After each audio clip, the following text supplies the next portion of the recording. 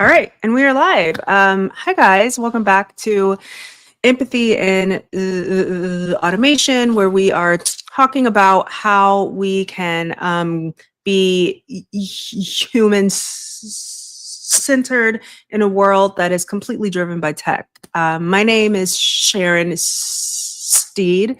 I am a keynote speaker and empathy consultant and a person who stutters. And I have these weekly kind of where I talk to people who are experts in their industries about how we can continue to sort of marry empathy, technology, and bringing our entire selves into work.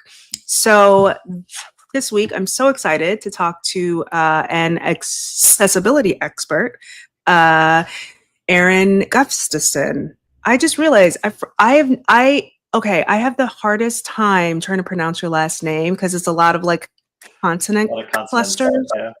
Yeah, and so it's like You did yeah. perfect though. So thank you. That's so exciting. Anyway, Aaron, introduce yourself. We would love to hear everything about you. Sure.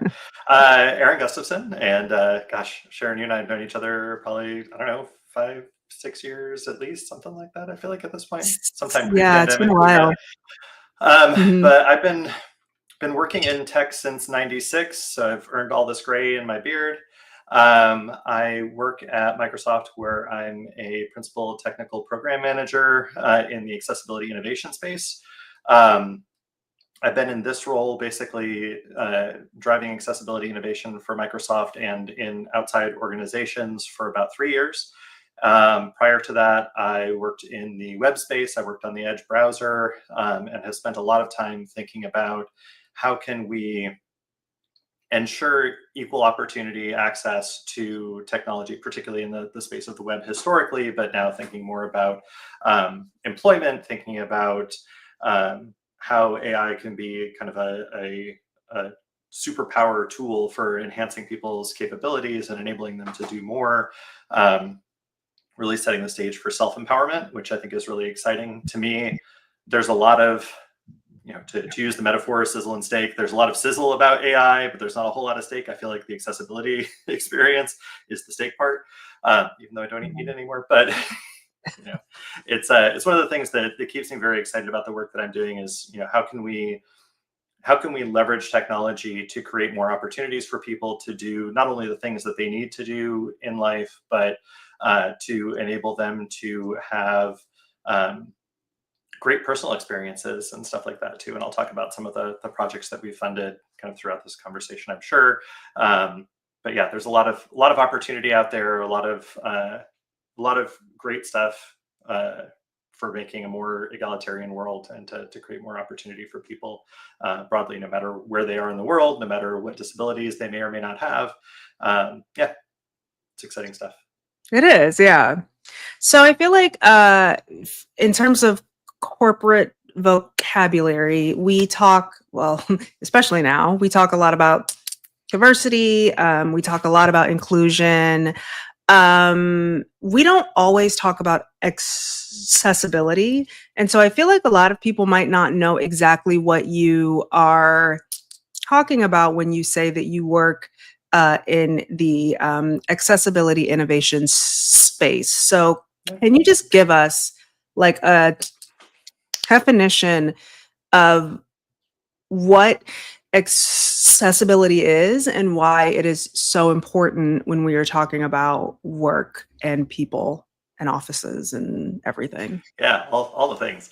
Okay, so I think there's a couple of different frames of reference that you can have for accessibility. I think when a lot of people in the tech space hear accessibility, they're like, oh, screen readers. I need to make sure this thing works with a screen reader. That's like such a tiny portion of what accessibility is. Mhm. Accessibility is about taking down barriers that are prohibiting people from having access, because access is the key word, having access to whatever it is. So, it might be access to an interface, it might be access to their bank account, it might be access to a building. But that's sort of the broad definition, mostly focused on the context of people with disabilities. I would say that I have maybe a somewhat more expansive view of accessibility, in that I also think about, so there's sort of three tiers that when we talk about disability. There's permanent disability, like maybe a limb loss or something like that. There's a temporary disability, which might be a broken arm. Let's say maybe you broke your dominant arm, so you're not mousing as well. And then there's a situational disability where you might not be able to use that mousing arm because you're holding a baby or you're carrying a bag of groceries or whatever it is. So that's sort of like three tiers that we typically think about disability. But I would also extend that beyond to think about things like situational disabilities that are created by the environment that we're in. So if you are out in the world on your mobile device trying to access a website and your phone is running really low on battery, so you've turned down the screen brightness to try and conserve battery, but at the same time you're in really bright light, if you don't have a high contrast website that you can access, it's going to be really hard to read, right? Like you're not going to be able to get the information that you need. So it's sort of a confluence of different things that are coming together to create a situational disability.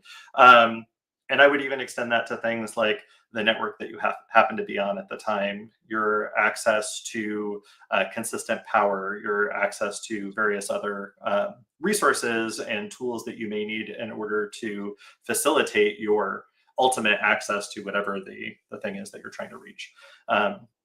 So if you can't get into a building because it only has powered doors and the power's out, like that's an accessibility issue. You know, there's sort of all sorts of ways that this comes into, and it's not even just thinking about, you know, this specific interaction like a door. It's about wayfinding. So there was we just did a whole new campus at Microsoft where they took down a bunch of the old buildings and built all these new buildings. And they thought about what is the accessibility of these buildings, these spaces, as people who are blind and low vision move through them. And so there are kind of pathway markers that you can feel with a cane. There are textural differences in the flooring as you move to different spaces, things that indicate that you're nearing stairs. There's all sorts of things like that that are sort of, you know, what we used to refer to as like ambient user experiences. It's thinking about those sorts of things for people with disabilities. So it's lots and lots of things. It's a whole ecosystem of stuff to think about. I'm mostly focused in sort of the software and digital sphere, but I have colleagues that work on, you know, a lot of the facilities and similar stuff like that too. Yeah. So then what was the catalyst for you to get into this? Because this is kind of a, I would say kind of unusual, just in terms of a path, right? You know, because if you are an able-bodied person who has, you know, always just had like very easy access to things, and you haven't really been around people that have to deal with different sorts of accessibility issues, you're not always thinking about that stuff. So what got you interested in this path? Yeah, so I have kind of an interesting journey. So my first experience of the web. So this is like I said, I've been working in this industry since '96. I was in college in '94. My first non-AOL experience of the web was in my dorm, and we did not have Ethernet in the dorm, so you had to dial into a server in order to then access the web. I remember those days. Clear as day. I like hear the sound in my head as it's like getting onto it's crazy. Okay. Yeah. Sorry, go ahead. So no worries. So my school did not have this particular technology called PPP or point-to-point protocol, but what that would have enabled me to do is use a graphical browser. We did not have that. So my first experience was using the terminal to access websites. And so it was completely text-based. And I remember I'm a really big music fan. And so I was doing some stuff in the music journalism space at the time and wanted to go to the Sony Music site in order to find out about a particular artist that I was interested in. Because this is what the web is for, right? So I went to it, and literally it was a blank screen, and in white bracketed words across the page, it said image, image, image, image, image. And I looked at this and I was like, I don't get it. This web thing is complete BS. And I like shut down the computer and like wanted nothing to do with it. You know, couple months later, we did get point-to-point protocol. Now all of a sudden I could use a graphical browser. I could see what was ultimately image maps and text embedded in images, but that was a totally inaccessible experience. And being essentially gatekept from information at that point by that like first experience of the web really stuck with me. And so I'm constantly thinking about what barriers are we erecting to people being able to access technologies, information, services, all of that sort of stuff. And now I think, you know, there's sort of, when you talked about this being like a lesser known thing in companies, I think, yes, there are a lot of companies who do not know like first thing about accessibility and really should. And some of them, I think, maybe avoid it because they think, okay, this is an extra cost. This is something that I'm having to spend extra money on in order to, you know, quote unquote, cater to a small population, which is not true at all. There are over 1 billion people worldwide who have disabilities of one form or another. And ultimately they come for us all as we age. We are not becoming more abled as we age. But I think what people aren't realizing is that there is huge value and opportunity in creating accessible experiences and making your services available to more people. An example that I love to give people is actually WhatsApp. And not because it's an accessible experience in terms of like a people with disabilities lens, not that it isn't, but that's not the primary reason. But if you think back to historically, when WhatsApp was an independent company, it was one of maybe 1,200 different chat applications that were available in the iOS App Store at the time. So like that's a lot of competition, right? But it wasn't just available for iOS. It wasn't just available for Android. It was available for Symbian devices, for S60, for all of these lower end handsets that were being used globally. And because they made themselves available in all of those markets, on all of those low end devices, which were the actual devices that real people were using in the real world, not just, you know, in the bubble of Silicon Valley or coastal US or something like that. Not just the, you know, let's just say wealthier people who tend to buy iPhones and Apple devices, but they were taking a more egalitarian approach to accessing their service. They amassed over, I think it was like 600 million people, and then ended up ultimately selling to Facebook for, it was like over $1 billion or something like that. Yeah. It was a lot of money. It was 19 billion actually. It was a lot of money.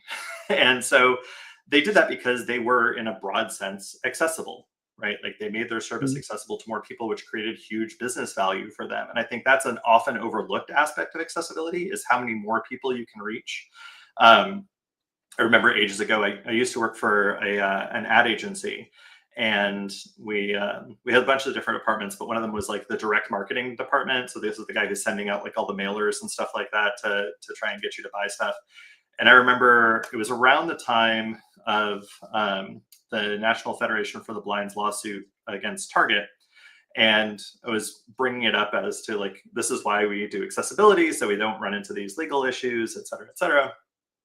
And he was like, I don't understand why companies have to accommodate for people with disabilities. And then he said to me, it's not like blind people buy televisions. And I was like, what are you even talking about? Like, it's just so, people, you know, people are products of the environment they're raised in and what they're exposed to. And I think if they don't know people who have disabilities, they're, you know, blissfully unaware of, you know, the different barriers that are erected to people being able to access things. And I love to look around our world and point out to people, like curb cuts is kind of the classic example from an accessibility standpoint. But the curb cuts that we have today were actually an act of vandalism in the 1970s in America, where people in Berkeley were going around with sledgehammers and literally crushing the corners of sidewalks in order to allow people with wheelchairs to cross the street safely. And now they're a fixture everywhere. And, you know, it's not only people in wheelchairs who benefit from this, it's the package delivery person, it's the person with a stroller, it's the kids on bikes, it's somebody on a skateboard, you know, all of these different people who benefit from this one change to our physical environment that happen to be for people who use wheelchairs. And so in the same way, the high contrast screen that works for somebody who has macular degeneration, let's say, and is low vision, ends up helping that person who is on the cell phone out in the sunlight with their screen turned down, because the contrast is high enough for them to still be able to read it and save their battery. Mm-hmm. So there's so many ripple effects to changes that we make for accessibility. Yeah. Yeah, it's actually really interesting. I think so. The reason, like, I tell people like that I got into public speaking is because of stuttering and trying to, like, overcome my fears of speaking, and this whole concept of being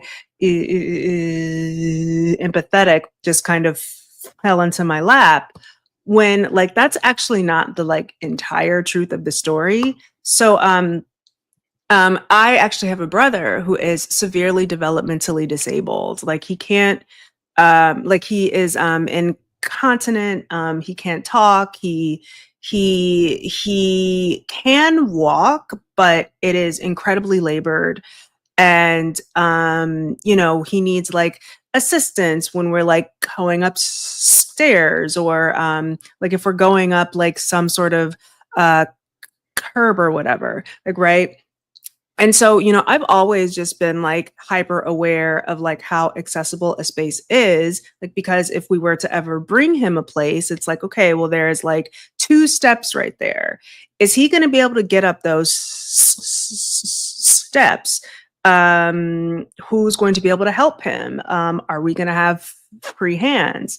And so, I think that, a part of the reason why, like, I was able to just so easily just sort of fall into this whole, like, championing being empathetic is because I spent, a lot of my time as a child, and even now as an adult, seeing the world and his experience in it, through almost his eyes, right? Like, if something is wrong, he can't say, "Hey, my eye hurts." It's just him, being upset, right? And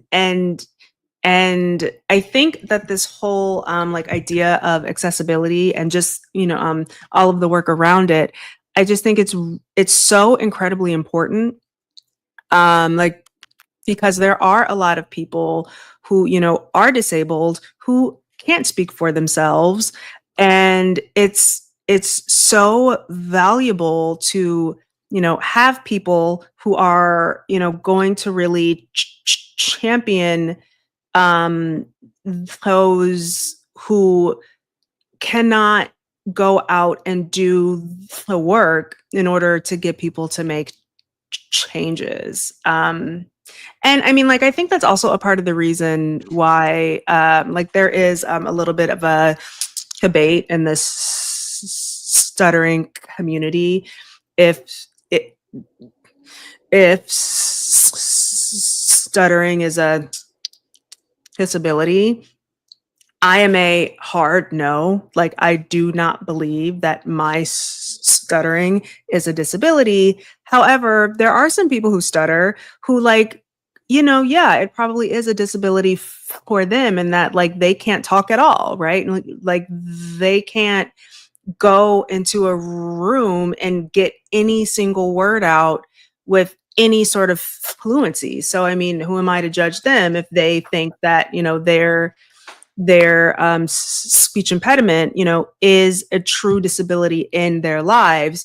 But for me, having a severely developmentally disabled brother, it's so important that, we have like, people like you out there doing this kind of work. So thank you for being so incredibly passionate about it, and for continuing to, like, talk about these things and elevate these things, especially in a time where, it's not the coolest thing to do anymore. So just wanted to say that. Yeah, or actively disregarded.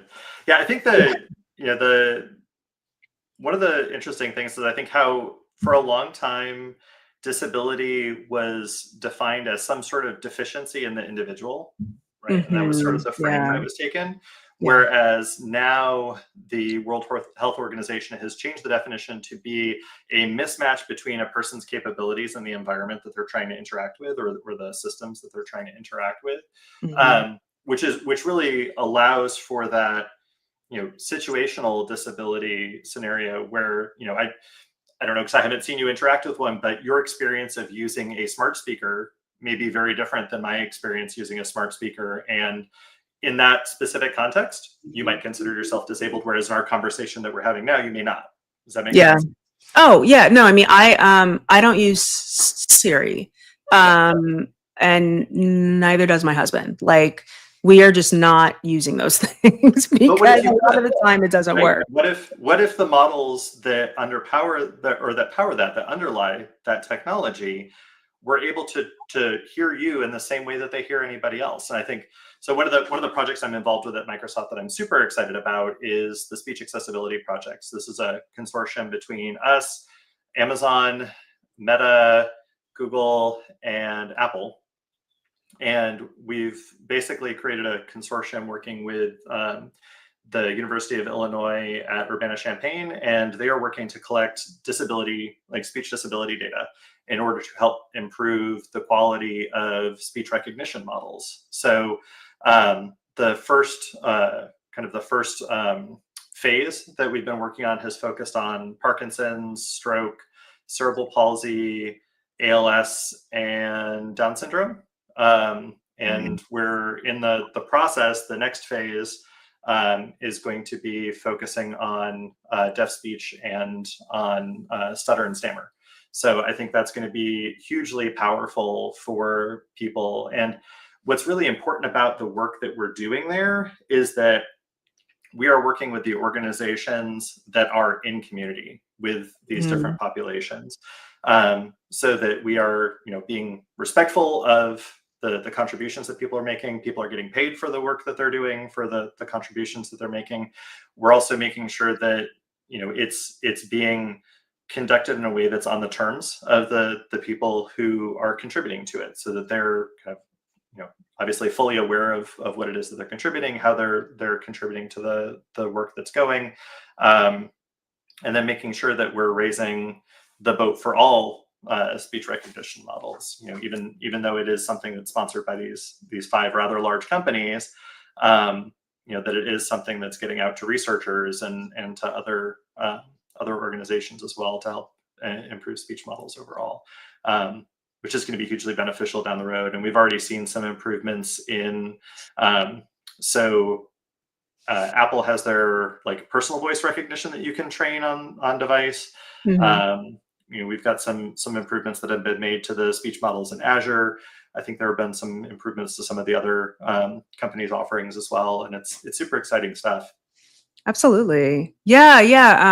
It's really cool to hear about that, especially as a person who does have a speech impediment and who knows a lot of people who do. And also the University of Illinois, I actually went there. So it's really cool that sort of my worlds a little bit are converging on this. I can't wait to see what you guys do. And so along those same lines here, I kind of want to hit into accessibility and digital experiences. And so what does accessibility really look like in the context of automation and digital experiences?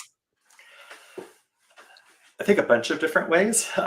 There's sitting in the central accessibility team in Microsoft, I have a lot of colleagues with a lot of varied disabilities.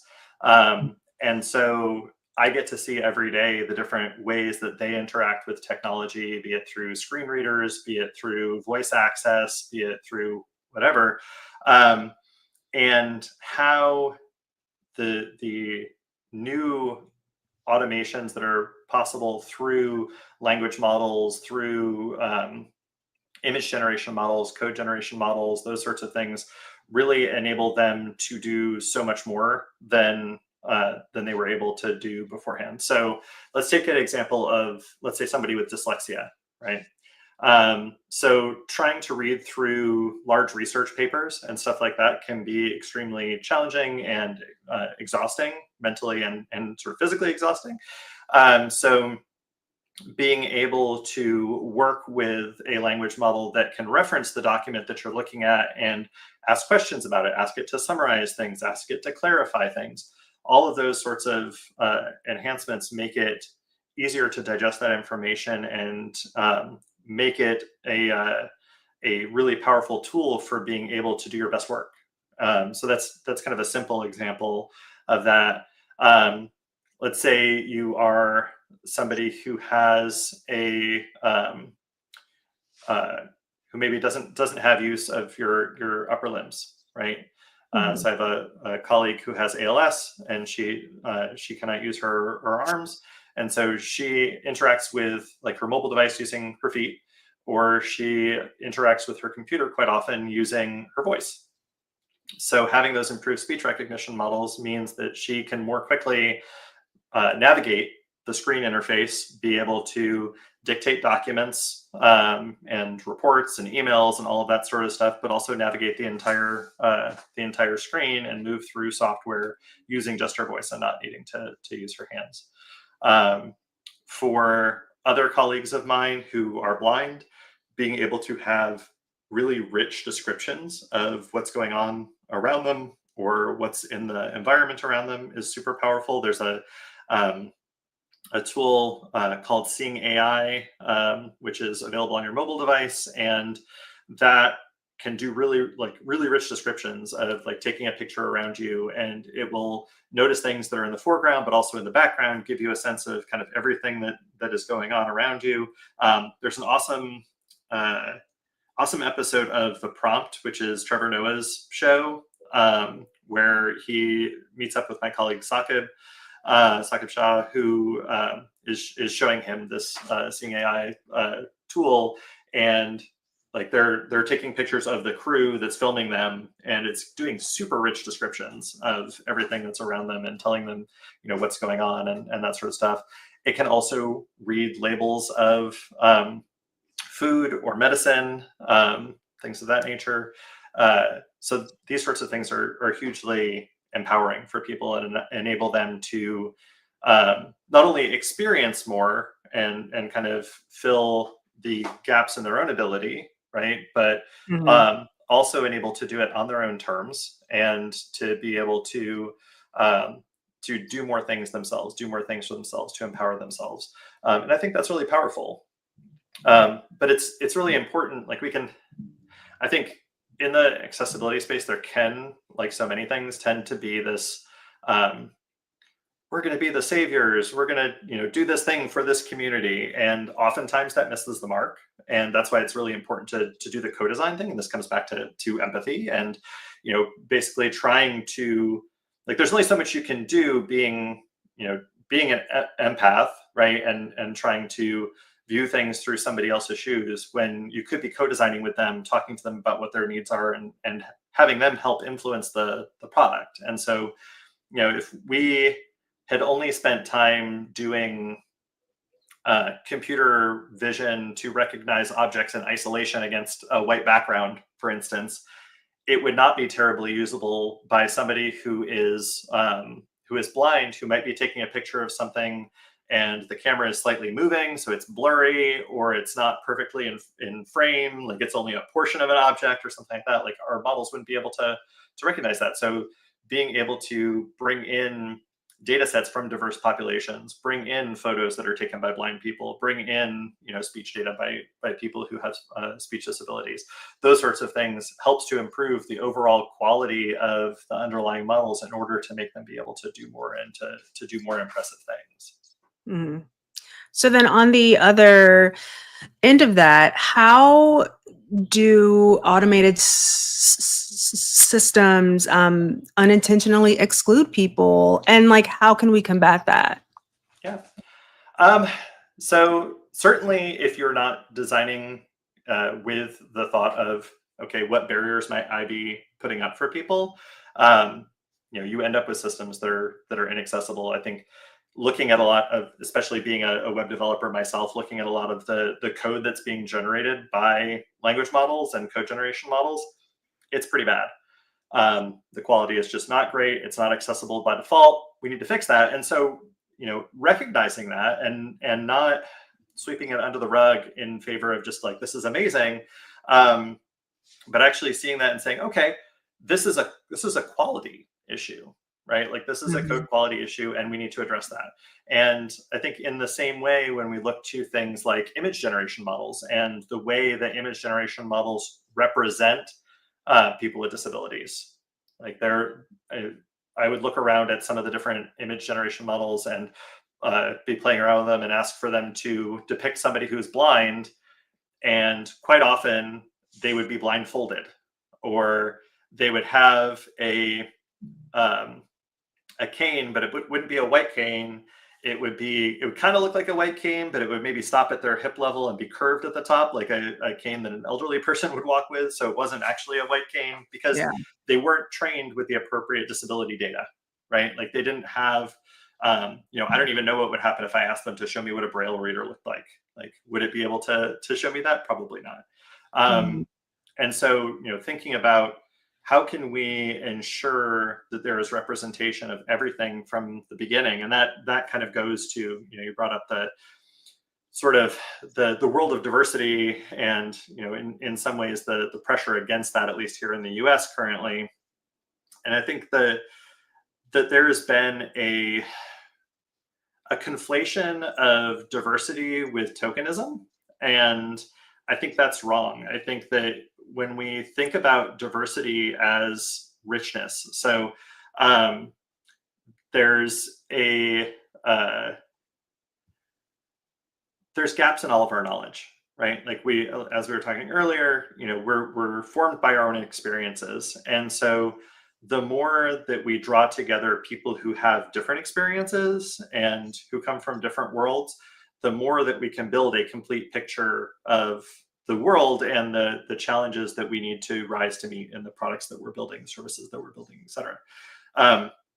So I've always looked at building diverse teams as a way to fill knowledge gaps. So it's really about creating the best possible team to achieve the vision for what it is that we want to do.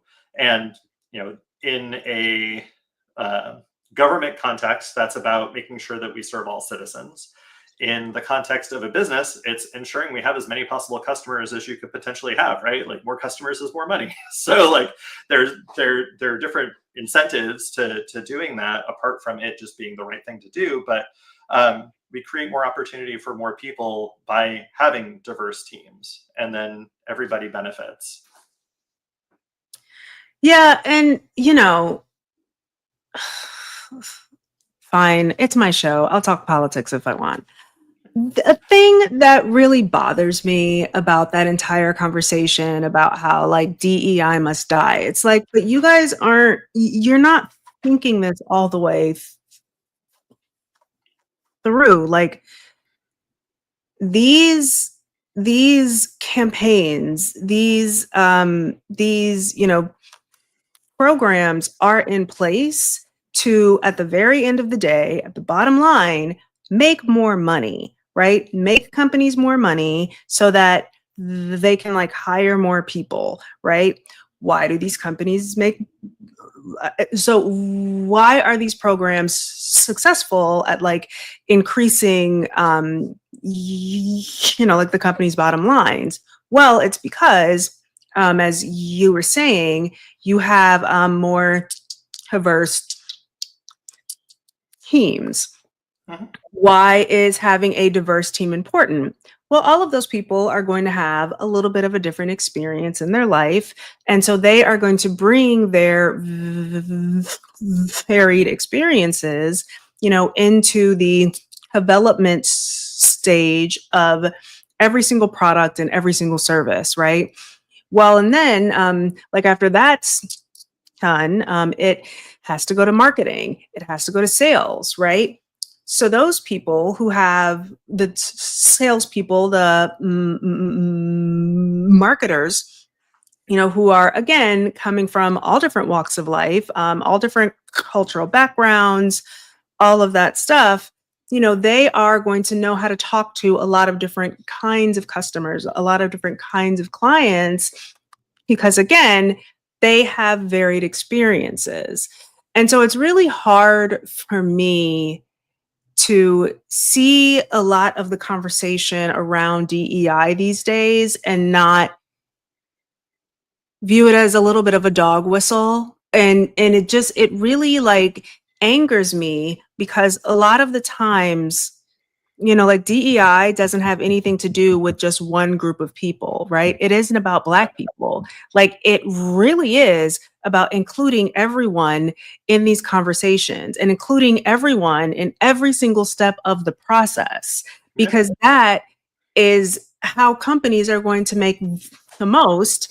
And if they make more money, then they're going to have more jobs, right? But like, not everybody can think about that in that way. And I get that, like, a lot of what we are going through now, especially, is just like a lot of talking point politics, a lot of, how can I go viral, right? How can I just appeal to as many people as possible? You have to have like very short phrases and like punchy sayings and all of that, like, but it takes away a lot of just like the basic critical thinking of, if DEI must die, you realize that you are killing creativity, you are killing innovation, you are taking yourself a lot of the times out of the equation when a lot of these products and a lot of these services are being created.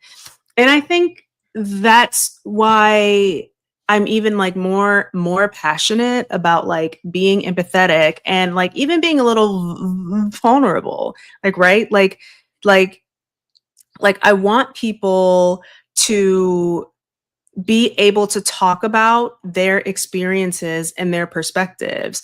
But in order to do that, especially now, there is like a lot of vulnerability involved, because it's hard for people to come into a room in 2025 in the United States, probably in a lot of other countries as well, and say, hey, I, as a Black woman, just me being as an example, this is the kind of way that I would use this product. And here's how I would talk to my friends about this product. Here's where I would buy this product, right? Like, here's how I would share this product or the service with other people. And so, it just, I think that empathy is so important, but everybody kind of has to be on the same page of it, right? And so, okay. And so I guess, I mean, like, my next question along those lines is, how can we insert empathy into these highly tech systems, or these highly automated systems from the beginning, so that as many people involved can be included at every single step of the process? That's like solving world peace. I mean, come on. I don't know. I think it's going to be an uphill battle, honestly. Like where we're at, like right now in the U.S., I think it's a challenge. I think there's sort of a bunch of things to react to in this. I think that fundamentally there is a push from the people in power generally to create a scarcity mindset. And so people will look around and just find somebody else to blame. They're taking what should be mine, when the reality is that, to put my politics hat on for a moment, there are a lot of people who are hoarding a lot of wealth in the world right now. Yeah. There's a very small number of people who are hoarding an awful lot of money that could be moving around in the economy among everybody who's working in the world, right? Or everybody else in the world. But it's really easy to control people when they're fearful. We've seen that, over and over and over again.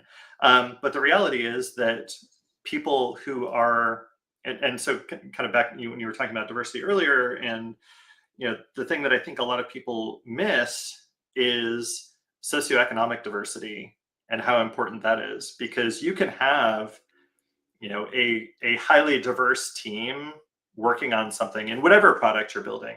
But if they all went to Ivy League schools or like the top schools in the nation, they're going and came from affluent backgrounds, they're going to have a very different perspective than somebody who didn't, right? Like Mhm. I have met people when I lived in Tennessee.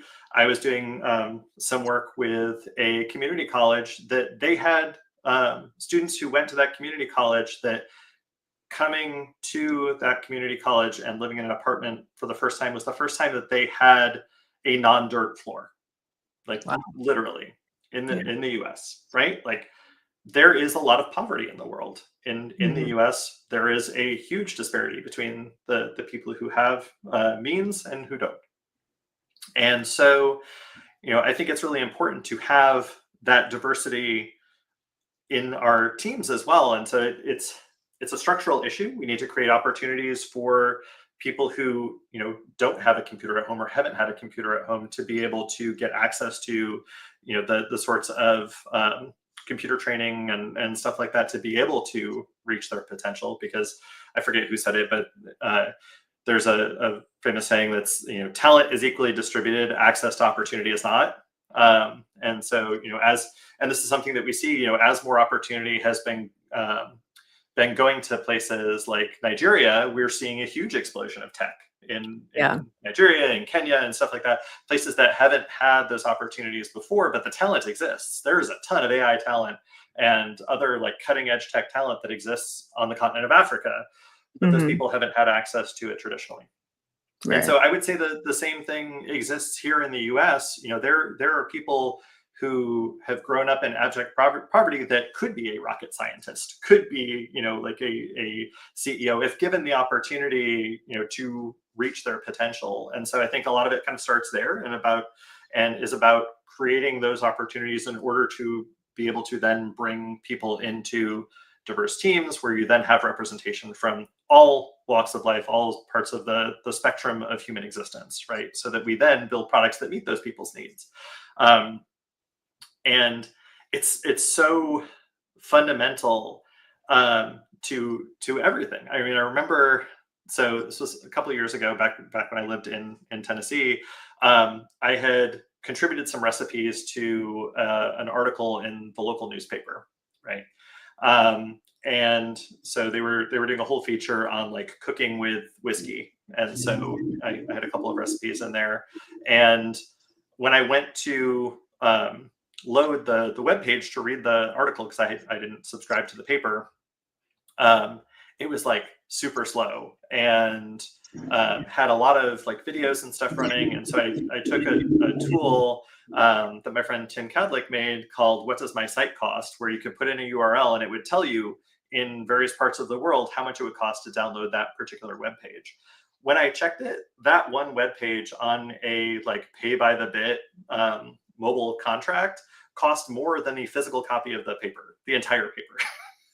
And like the reality is that like every choice that we make when we're building products has a direct impact on the people that we're working with, and we are, if we're not conscious of that, we end up doing things like having auto playing video on a page that is something that's totally unrelated to the actual page content and stuff like that, and end Jeez, up just yeah. like putting more financial burden in addition to performance burden and all sorts of other things on our users. And I think if you had a team that was actually diverse working on that had that experience of working on a paper bit connection, having a mobile device perhaps be their only connection to the internet at one point in their life, that those fundamental experiences would help frame how they view everything else that they're building, right? And so that's Mhm. why I think when we look at diversity, and I'll blame, I consider myself a like on the probably further left end of the spectrum than a lot of people, but I think there is some blame to go on the left and the liberal side who have been so focused on representation, but without thinking about like representation for representation's sake. So, you know, I think back to, I was a South Park fan coming out of college. So like the character Token being Token. Oh my God.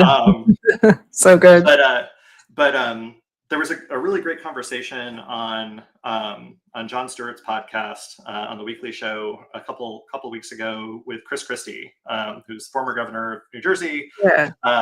And he used to be, I think, Attorney General for New Jersey. But anyway, they were having a conversation about diversity and about the different challenges. And John was framing, like, from his perspective, being a comedian and being in writers' rooms for comedy that tended to be largely white, male, you know, quite a few folks who were Jewish, and like from fairly concentrated backgrounds, even same schools of comedy or clubs that they had come up through and stuff like that. And so like a very similar experience, right? Non-diverse writers' room, and how they began to reach out and make sure that they were bringing in writers from different backgrounds in order to create better jokes, right? And Chris Christie was like, you know, I think, you know, diversity is bad, et cetera, et cetera, et cetera. And then he started to tell a story about how when he became the Attorney General, he noticed that like the representation of different folks on his staff was not at all even somewhat proportional to the people that they were representing. And so he went through the process of actively trying to recruit people into those positions, which was about representation, but he was seeing what he was doing as being focused on merit because he was looking for quality applicants, disregarding the fact that the comedy writers would be looking for quality applicants as well. And so it's like they were like talking past each other somewhat. And it was, I think what I came away from that conversation with is like, I think the quote unquote left and the quote unquote right on this are actually probably closer than we think on a lot of these issues, because we want there to be, you know, the best people, and we want there to be people who are able to represent different communities and speak to the needs of those different communities. But what the right is really reacting to is tokenism. And so I think, you know, to think back to Ketanji Brown Jackson and you know, her nomination, and the fact that Biden came out and said like, I'm going to nominate a Black woman, like, would things have been different if he hadn't said that ahead of time and had just nominated her? And so like, did that choice, I have no idea, because we, you know, can't go back and A/B test, you know, what he did, but like, did that frame it in a different way? Because she's freaking amazing. Like, I would say she is one of the like most outstanding people on the Supreme Court right now. And the fact that she also, you know, not only is a Black woman on the Supreme Court, but the fact that she was a public defender brings a perspective that did not exist on the Supreme Court prior to that. Like, so there's other aspects of diversity that make her a really great member of the Supreme Court, that I wonder if things getting conflated and her people viewing her as token as opposed to viewing her as supremely qualified. Yeah. And you know, another thing like that I've been thinking about quite a bit, I would say, over the past like year or two. So I turned 40 last year, and it dawned on me like that a lot of the conversations like that I have with like a lot of my friends who are around my age is kind of like well, yeah, you know, like when you're 25, you know, do dumb stuff and you make bad choices and da da da da. And I'm like, yeah, well, you know, like she's 25 and like this is what you do when you're 25. And it dawned on me that like, yeah, I know how it feels to be a person who is younger. However, I was younger in a time where there was no Instagram.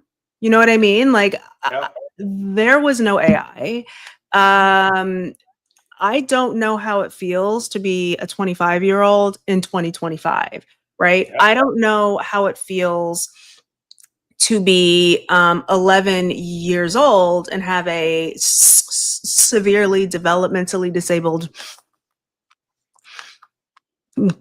brother in 2025. And I think that's like another part of inclusion as well as accessibility that like a lot of us don't really think about. Like we sort of come to it from a place of like, well, I know how it feels to be in your shoes because I was in your shoes once. It's like, Right. well, you were, but you weren't, right? Hmm. Because where we are currently is very different from where we were 20 years ago. Yeah. And so, how do you sort of remind like the people on your team or just in your orbit like that, even though you do have this very real, very significant and very, eye-opening lived experience, and that your lived experience is probably a lot like other people's, it's really important to continue to get perspectives from others who are maybe in like a different walk of life. Yeah, I think that's super important. I think it's, always, there's the phrase "stay curious," right? And I think Mhm. that's one of the things that as you know from the first time we met, like I probably never stopped asking you questions about yourself and wanting to hear your stories and kind of absorb everything about you, right? Um, I'm very fascinated by people and want to hear, even if I may vehemently disagree with somebody's perspective on something, I want to hear it. And I want to hear not only what the perspective is, but how did they come to that? And what is their origin story? What is their experience? What are they seeing in their lives? And what are their motivations? What are the barriers that they have in their lives to doing the things that they need to do? Mhm. And I think always being updating of the information that you're taking in. I remember probably 2018, 2019, I realized that, like, back when I was more active on Twitter, that the folks that I was following on Twitter were starting to, I don't know, be largely of people who were working in the tech industry, people who tended to be more white and male, tended to be this, that, and the other. Um, and so I made a conscious effort to prune the people that I was following, and then actively bring in new people to have that exposure to different experiences, even if I couldn't have conversations, which became even more important as we headed into COVID, and I wasn't able to have those in-person conversations at conferences and stuff like that. Mhm. But to be able to, like, kind of listen in on sort of the conversations that different communities were having, and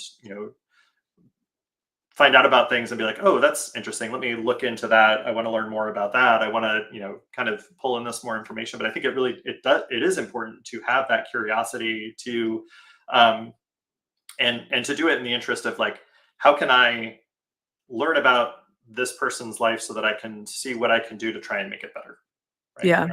How can I start to remove barriers for them? How can I enable them to be successful in their lives, however it is that they measure success? um, Mhm.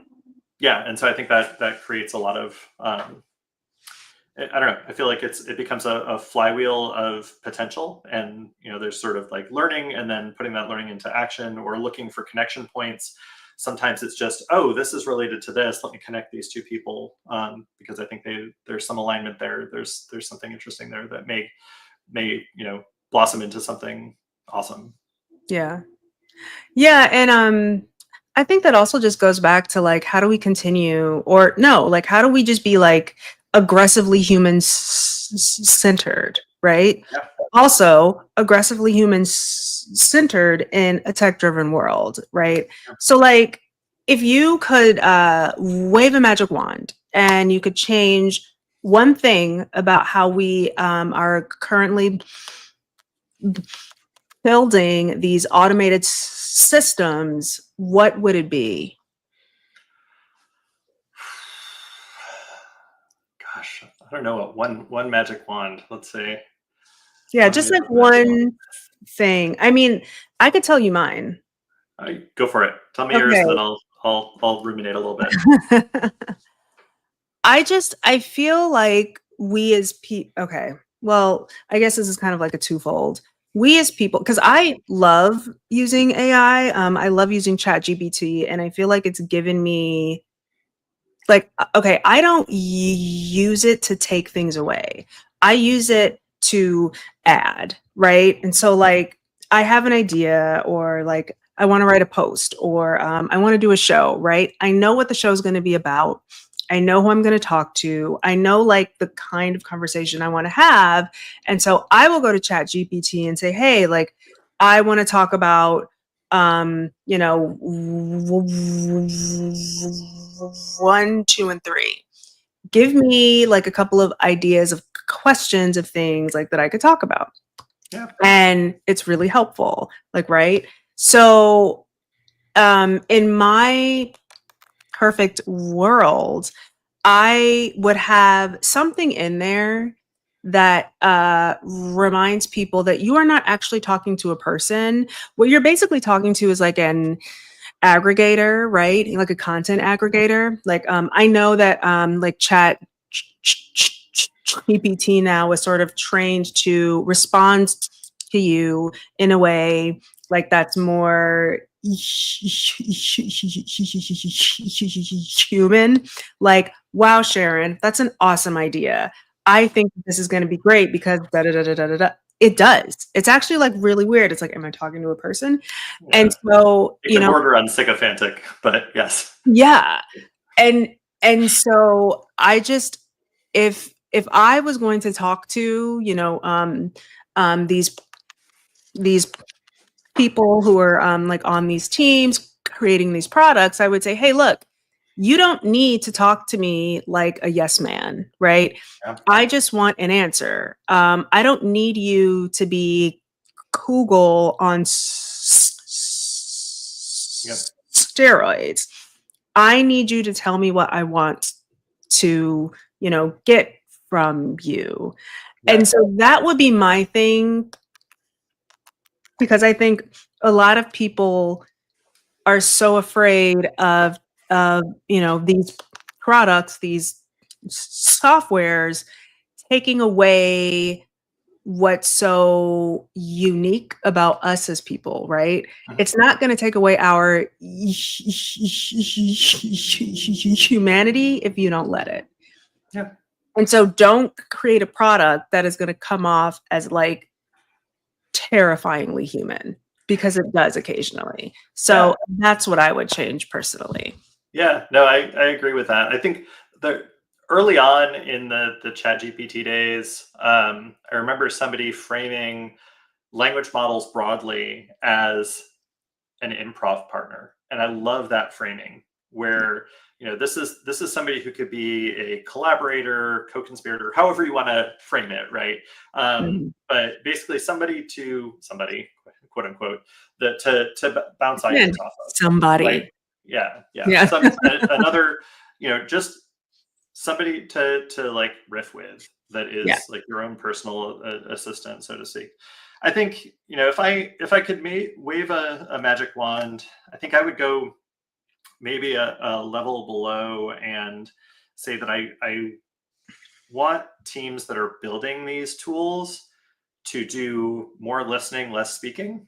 And so to really hear how communities want to use these tools, to hear about the concerns they have over these tools and the potential benefits as well as the potential risks, so that they can be thoughtful about how they approach the creation of these tools. So I look at another area, which is like synthetic voices. So being able to create a voice clone of someone. I think there's a lot of potential harm that could happen, but there's also a tremendous amount of amazing things that can happen. So I ran a pilot project at Microsoft with Team Gleason, which is an ALS support organization, where we took recordings people had before they lost their voice to dysarthria, because ALS can affect your vocal cords and make it so that like the muscles in your neck, so that you can't speak anymore.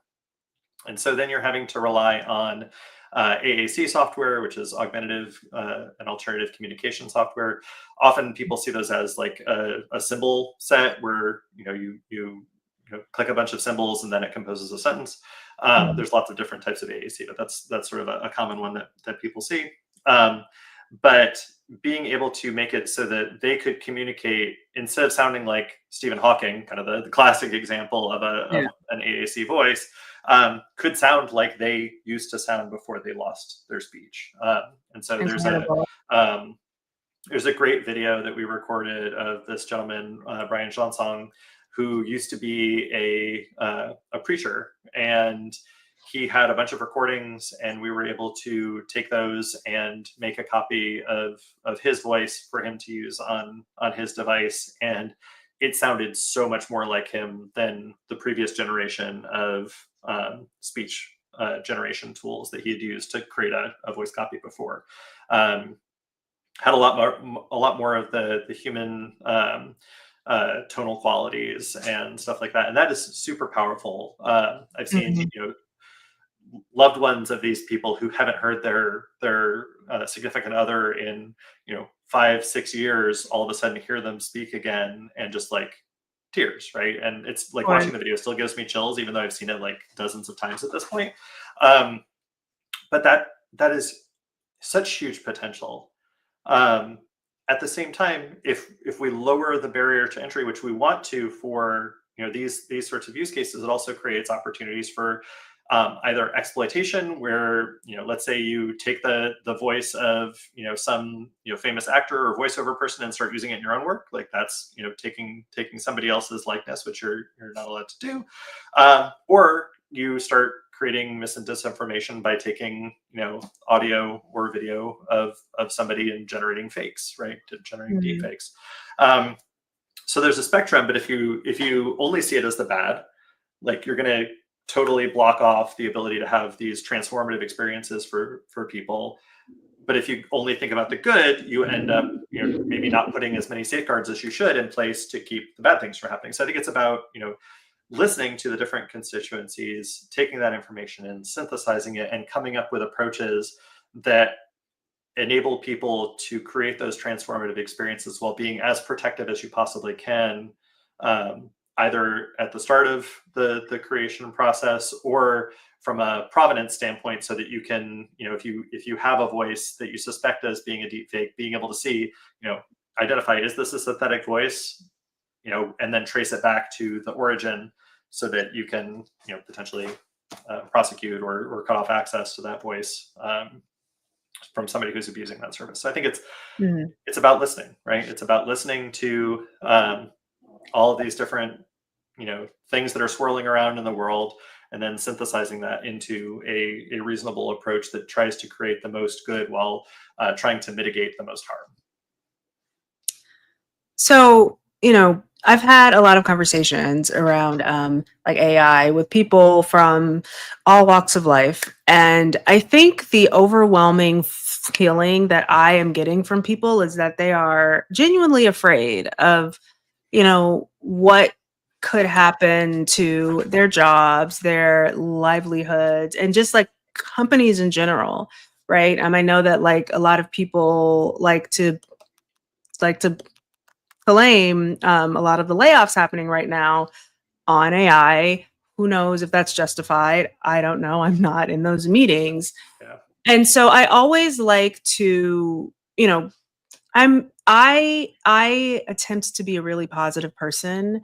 And, I have lived my life, especially the last 15 years, trying to find a way to be successful, even if it's not going to be how everybody else is, because a lot of these things are harder for me. It's harder for me to do job interviews. It's harder for me to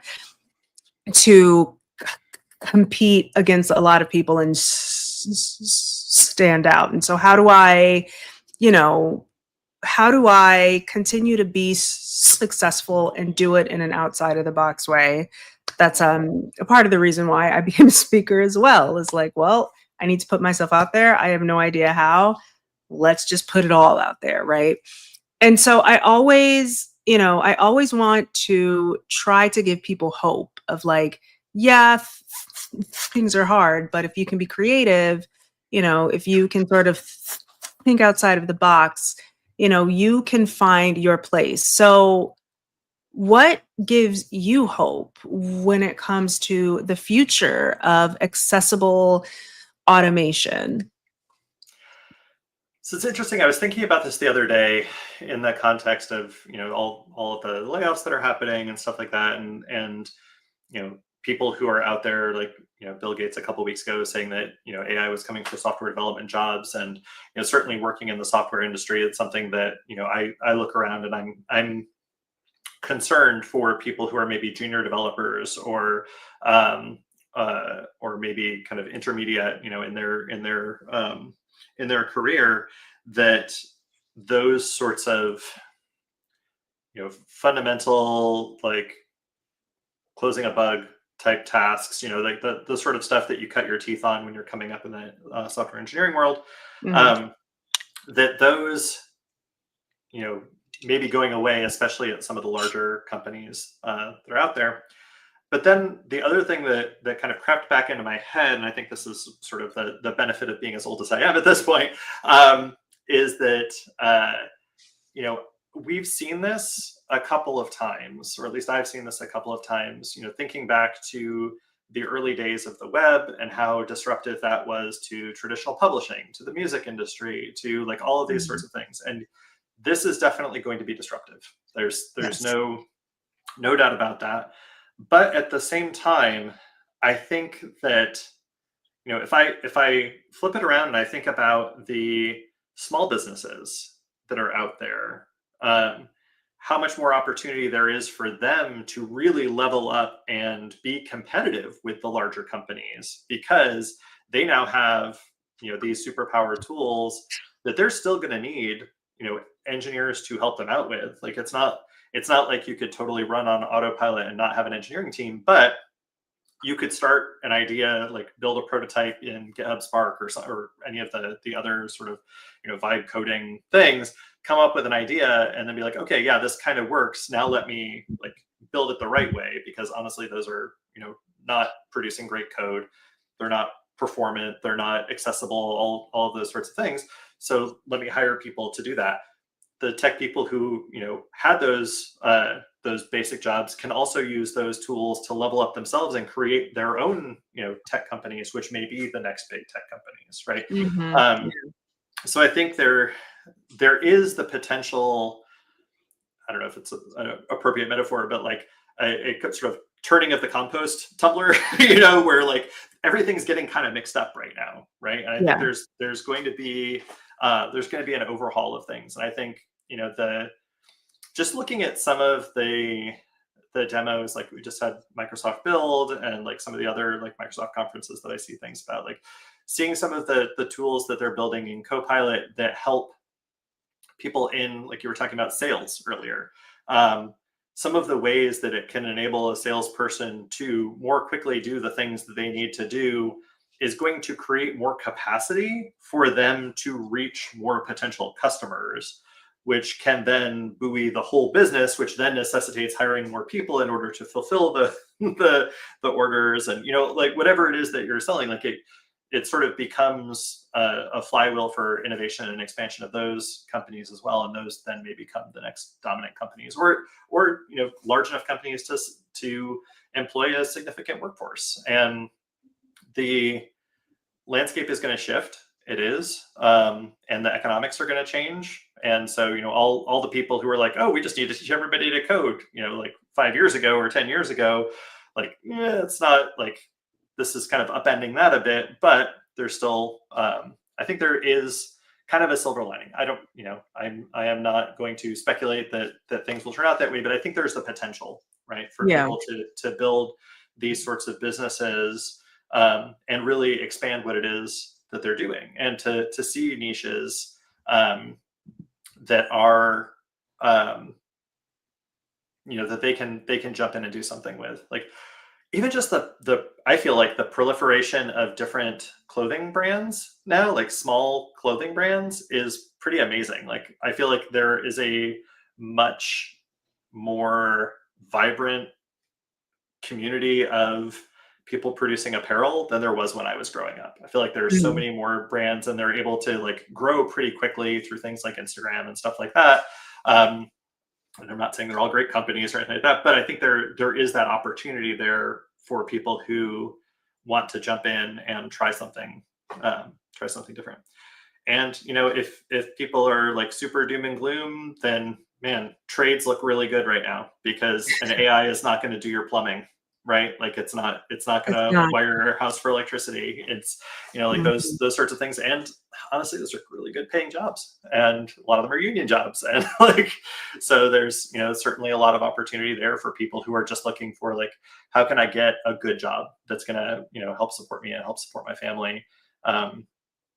Coding's never been the only thing. I think there's so many other ways that people can do what they need to do, and nonprofits that could use these tools as well to increase their ability to bring in donations and to expand their reach and stuff like that. I see a lot of opportunity in this as well. I don't think it's all people are going to lose their jobs. Everybody's going to be out of work. I think there's lots more to be done. Nice. I love that. Well, Aaron, you are always just awesome to talk to. And where can people find you, and anything else you wanted to say or sure, whatever? So folks can find me on most of the socials. I'm most frequently on probably Blue Sky or Mastodon. I'm Aaron at Front End Social on Mastodon, and I'm at aaron-gustafson.com on Blue Sky, and aaron-gustafson.com is my website. Folks can contact me through that. I'm very rarely on Instagram and other things, but yeah, always happy to chat to folks, and it's as always lovely to see you and get to chat for a bit. I wish we could do it more frequently. I know, me too. Wish we All right, guys. I know, right? Well, guys, thank you for tuning in, and we will be back next week with another episode of Empathy and Automation. Bye. Thanks.